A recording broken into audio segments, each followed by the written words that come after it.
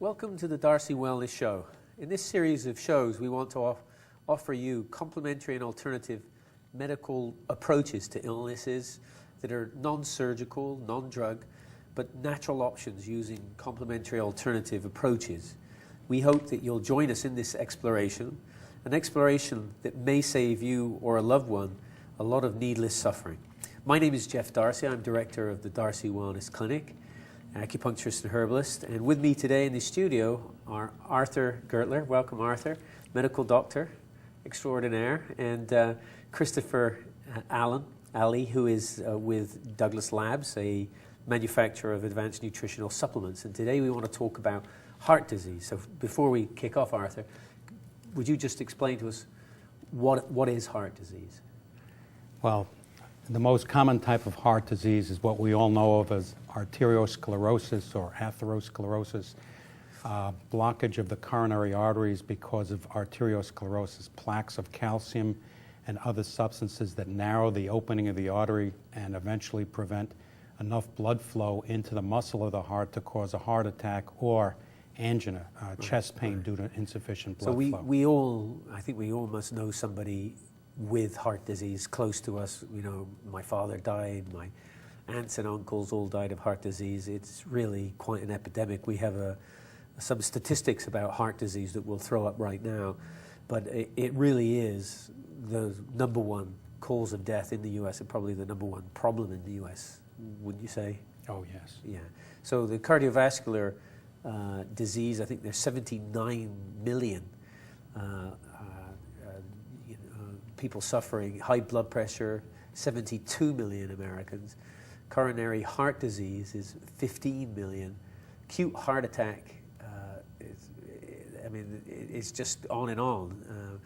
Why is this such a prevalent disease? Why is this the number one killer of Americans? Why do you think? Well, statistics, this question has been asked by public health officials many times, and there are more than enough statistics to show us that most of our heart disease, 80% of it, is caused by dietary and lifestyle indiscretions. 80%? Yeah. It could be preventable. So 80% of the people that we know who are dead due to heart disease or suffering from heart disease could be alive right now if they had started prevention early enough. It's true. I mean, that's a remarkable amount of suffering that could have been prevented. So let's take some of those points there. So does heart disease affect all populations equally in the U.S.? I mean, we have a slide here on coronary heart deaths showing that, that African Americans suffer more than anyone else in the country. That's pretty remarkable. And any idea why it hits certain populations more than the other? Why, for instance, more males than females? Well, certainly some of it could be genetic. Yeah. And based on dietary habits that are more common among certain types of people than others. It's not exactly certain what all the factors are that discriminate against a high risk and a low risk population other than the dietary and lifestyle factors. Right. But there is some genetic preponderance, and there's some gender preponderance also. Women catch up with men after menopause. Men have a higher rate. Not processing fats well enough as hormones decline. Right. Yeah. So maybe you could, if we could see our slide of the heart attack, which is the most common, everybody relates to, understands the severity of a heart attack and what that means. Could you explain, what a heart attack is? There we have the slide showing on the right-hand side the coronary artery with a yellow plaque that's almost completely blocking the flow of blood. When that becomes larger suddenly, either because of many different factors, of spasm of the wall of the artery with the muscle, the accumulation of sudden clot because of infection, inflammation, free radical damage or chemical damage to the plaque, clot can very quickly, acutely block the entire flow of blood in that artery to the subsequent muscle that it supplies, and we get a heart attack, a sudden death of heart tissue. So you had mentioned damage from chemical or antioxidant to the plaque itself or to the artery itself. Can you just explain a little bit more about that? Yes. We're referring here to the what's generally known as the term oxidative stress, which means free radicals. These are very chemically reactive groups that are generated by basically dietary indiscretion, too much refined sugar, too much animal fat, too much animal protein. So dietary indiscretion is a nice term. That would be too much fast food, too many burgers, too much meat. I had quite a few of dietary indiscretions this weekend. So all of that can lead to actually damaging, causing free radicals that actually damage the artery itself or it interferes with the plaque. That's right. Yeah. And along with those free radicals, it's interesting that heavy metals, which are present in many, many different types of food, alone will cause 1 million times the amount of free radicals to be generated in the blood than without them. So this is a very potent cause also that all of us. Right, so I had heard that we don't generate our own antioxidants as such, whereas plants will generate antioxidants to protect themselves from the damaging rays of the sun, but human beings don't have the capability of managing antioxidants. So is that partially the dietary link to heart disease, that we're not getting enough plant-based antioxidants to protect ourselves with? Well, I think we do have some natural antioxidants made by the liver, glutathione, and we have a very limited amount of other antioxidants, something called SOD. But it's true, with the level of free radicals that we generate, we really do need a lot of extra help from outside in the form of plant antioxidant substances, many of which are very readily available to us. And these plant-based antioxidants, these are the ones that combat the free radicals, that keep them in check and prevent damage, arterial damage. Yes, that's true, but I should say that all the antioxidants in the world will not prevent this process from happening if there are lifestyle and dietary factors that overwhelm it. Right, right. So you're a medical doctor, you've been in practice over 30 years, you've seen a lot of the suffering due to these types of damages. What are you generally recommending as a holistic physician these days? What are what's your short list that you make sure you cover with patients? Well, it's really not too short, but I'll try to summarize it here. First, we go over all the lifestyle changes, proper exercise, and most of all, proper dietary habits. This does not sound as complicated or as severe as you might think. Yeah. Cleaning up the diet, getting the proper exercise, getting the proper sleep, rest, and trying to get stresses under control. Secondly, we perform standard blood tests that any medical doctor can perform to assess the risk factors, all the risk factors, cholesterol, risk factors of silent inflammation, and get a good history. And then we design a program with herbs and diet and lifestyle to fit the individual. So herbs, diet, lifestyle, relaxation techniques, exercise, all of these are kind of more holistic ways of combating heart disease. That's right. Yeah, and they're complementary with regular care. That's so right. If you're under the care of a conventional cardiologist, you can also add in and cover the points that you cover with your patients as well. Well, certainly. Yeah. Certainly. So what, if we, talk about cholesterol for a minute, what is cholesterol and why is it so important and so focused upon in blood work? Well, cholesterol was the first factor that we identified years ago that contributes to the process of arteriosclerosis. And then it was thought to be the primary and most important. We're not so sure anymore. It's probably maybe 60% of all cardiac disease can be identified with elevated cholesterol levels. The rest represent other factors. So this is one thing that we process and we evaluate. Cholesterol is used by the body. It's generated by the liver. We also ingest it in our diet, and it's an integral component of most cell membranes. So it's necessary to have a certain minimum amount of cholesterol in the body. Right. And if we could go to our next slide right now.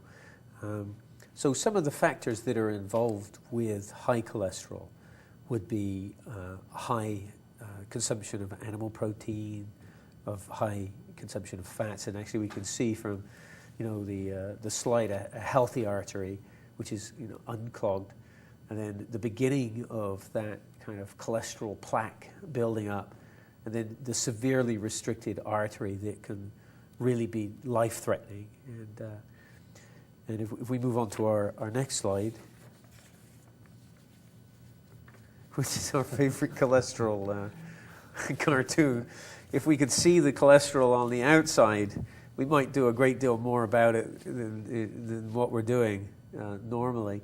So the idea of this cholesterol causing a buildup in the body, what would you suggest to a patient?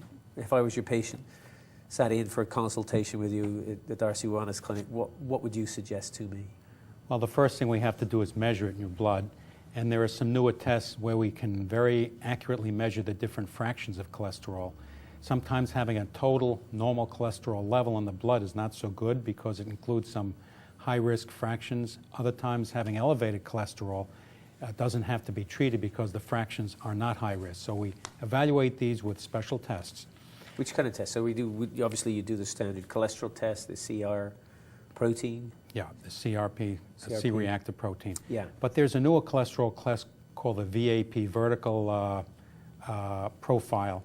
And this gives us the intermediate fractions of each, for example, of LDL, HDL.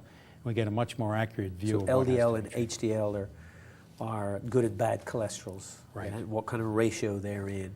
Right. Once you understand that gives you a sense of, if I'm in front of you saying, "Uh-oh, you better watch out, your cholesterol is rising," what would the other tests? Okay, then we show do, you? as you mentioned, the C-reactive protein, CRP. We can also do something called interleukin-6, which is a measure of inflammation, which is more accurate than the CRP as a measure of inflammation. And what is it? What kind of inflammation is it a measure of? Well, these have been recently known as forms of silent inflammation. And it's probably mostly due to our deficient diets, too high in animal protein, too high animal fat, which give us a low-grade, increased levels of hormones, chemicals in our blood that are all naturally produced from white blood cells that increase clotting and increase the amount of inflammation throughout the entire body, and that also have a great tendency to increase plaque formation in our arteries. And how can these risk factors for silent inflammation, how can they be improved? How can we, once we find out they're not good, how can we make them better? Well, the inflammation, we mentioned dietary factors. Getting the diet under control is 9/10 of it. Yeah. We also give various herbs, micronutrients, and vitamins. For example, niacin is very good to lower some of these factors. Omega-3 fish oils is anti-inflammatory. That lowers the CRP and the interleukin-6. Diet and exercise are very, very important in weight reduction, getting down to a normal weight. Well, if we could go to our next slide right now, the idea of the techniques that would be covered would be relaxation techniques, because stress can cause inflammatory responses in the body, make for a very acidic environment. Dietary changes, which we'll go over a bit more about. Of course, exercise. So exercise, diet, and relaxation, those three are already proven, are they not?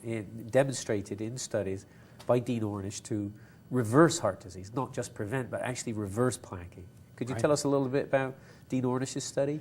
Yeah, Dean Ornish took a group of cohorts with fairly advanced heart disease, and he put them on a very strict diet, pretty much what we're talking about here, the low animal vegetarian diet with plenty of protein, but it was vegetarian protein, plenty of fresh fruits and vegetables, and over 6 months to a year, and some of these people went a year and a half, he actually showed vast clinical improvements in all the parameters of heart disease, including less chest pain with angina, less signs of shortness of breath. So angina is where the blood supply to the heart is restricted, and it causes pain, often down the left arm. Is that right?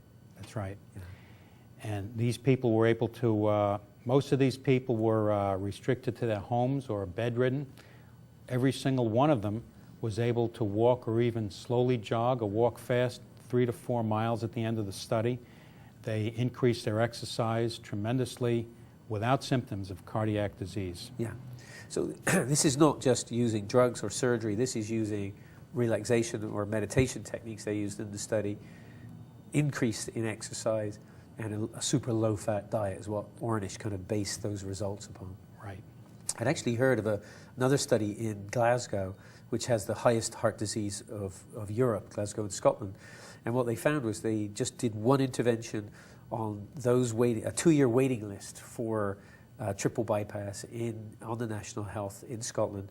And the only intervention they did was 20 minutes of relaxation a day. And that one intervention reduced the waiting list for a triple bypass quite significantly. So even relaxation will help to improve blood flow into the heart, because the blood vessels are 2/3 muscle. And so the idea of if the pipes are narrower, the heart has to push through the blood harder through that and put itself under more strain. So some of the interventions that you have in your holistic bag are dietary supplements. And Christopher Ellie is with Douglas Labs, who's a cutting-edge manufacturer of dietary supplements. So Christopher, you're teaching a lot of holistic physicians and engaged in providing information to them. Mm-hmm. So what are you often approaching with to holistic physicians? Well, first of all, thank you for having me here today. You're very welcome. I appreciate it. Basically, we look at it from dietary needs for the American. So like an extension of diet. Correct. Good diet. What do the American public? What are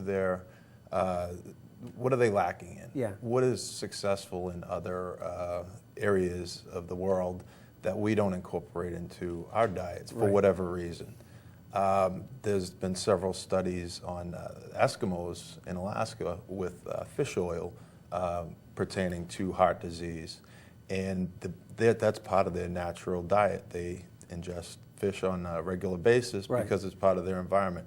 On the other hand, that's all they've got up there. That's all they have. So hence, they enjoy their fish, salmon. Yeah. And in America, we have grown accustomed to hamburgers and fast food and all of these types of things that don't really correspond to great health for the American public in general.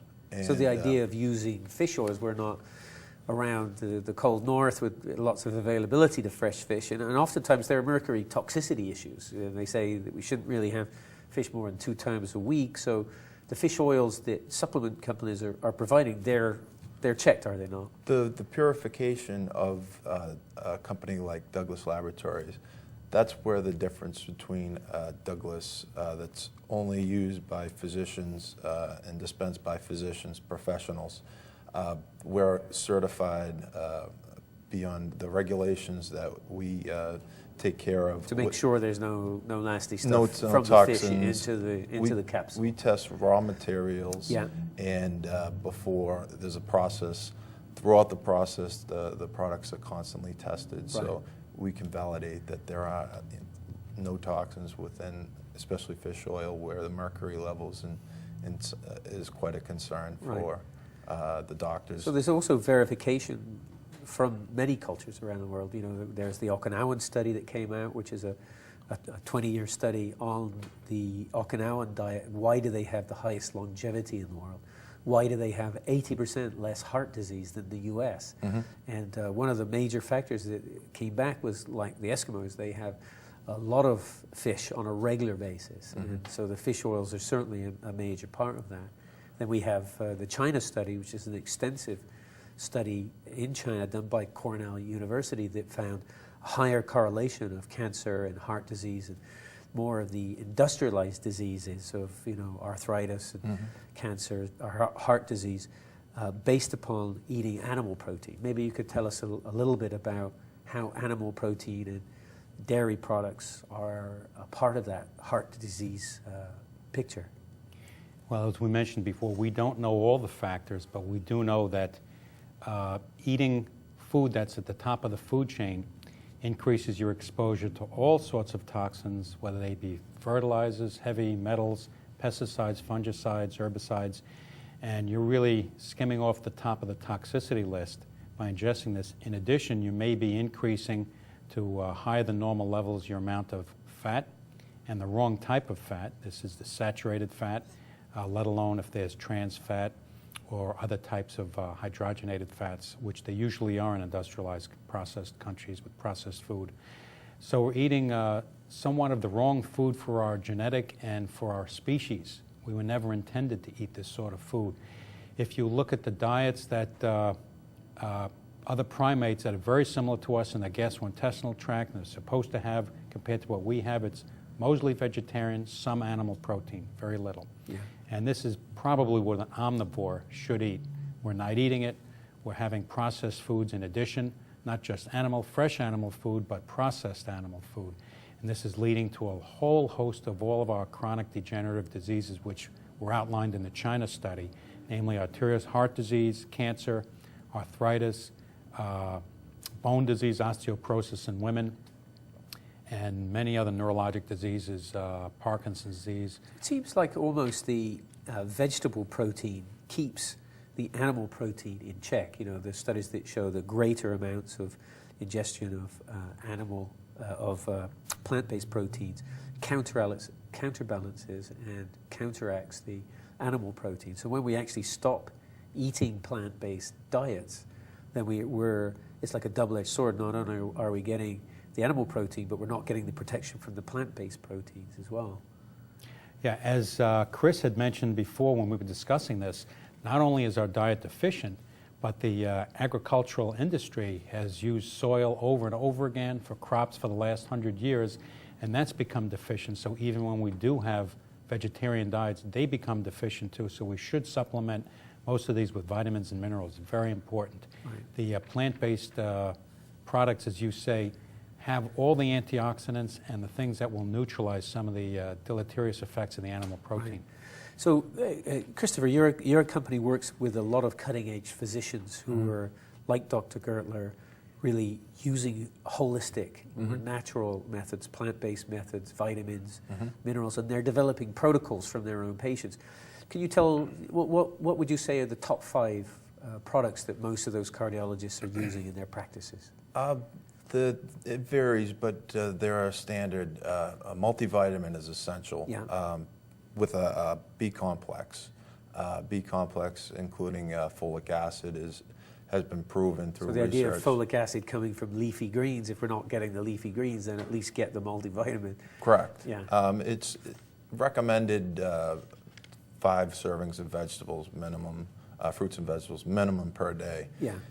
Many people. The Okinawans were actually up to 9 to 12 portions. That's ideal. Of vegetables a day. That gave them the highest longevity in the world and 80% less heart disease than the U.S. That's the ideal amounts that doctors would like to see everybody. So multivitamin, B complex, fish oil, like I mentioned earlier, because of the American diet. CoQ10, is that in the mix? CoQ10 is in the last 10 years, has gotten some great research to back up its effects. Yeah. And with the statin drugs, in our bodies, our CoQ10 levels affect our energy levels. Yeah. And as we get older, our CoQ10 levels diminish. And with statin drugs, which many people are on nowadays, the levels of CoQ10 diminish even further. Right. So it's essential if you're on a statin drug to take a CoQ10 supplement. I know that there's Dr. Sinatra, not the singer, but the medical doctor, has a protocol, right? The Sinatra Protocol, which is magnesium, another big seller, I imagine, for your company. Yep.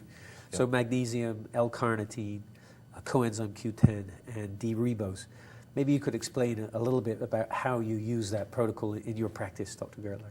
Yeah, this is a very valuable and important program, especially in people with congestive heart failure, which the heart muscle is not getting enough blood, and it becomes flabby and it can't pump enough blood to the body. And what these 3 things do in concert, they all work on energy levels to the heart muscle very effectively. The CoQ10 increases the mitochondrial energy. The ribose so that's like the engine of the muscle, right? The mitochondria cell. Right. It generates the energy which causes the muscle to be able to contract strongly. Right.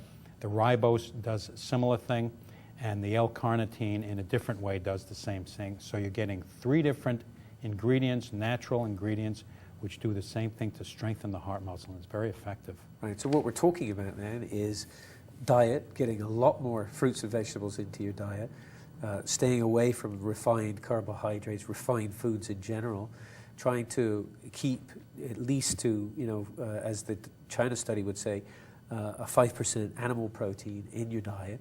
Get most of your protein from a vegetable source, beans and grains, and then, so these are the common recommendations that you're making to your patients, along with relaxation, increased exercise.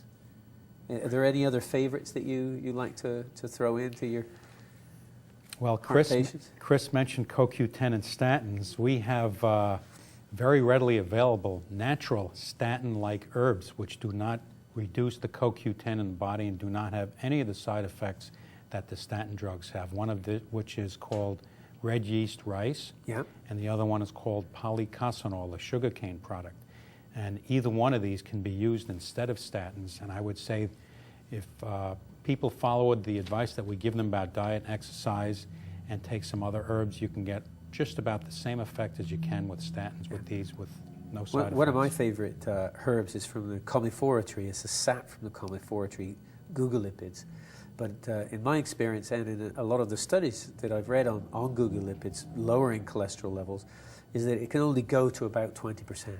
So if you're around 270, then you could probably get down below 200, but not much more. Have you had any other successes? Great, have you lowered cholesterol more than that in some of your patients with some of these? Well, the studies do show that none of these are more powerful than lowering the cholesterol 20, possibly 25%. But in actual practice, we see that especially the red yeast right is capable of sometimes lowering it even more on a regular basis. So I think they're very potent and very powerful.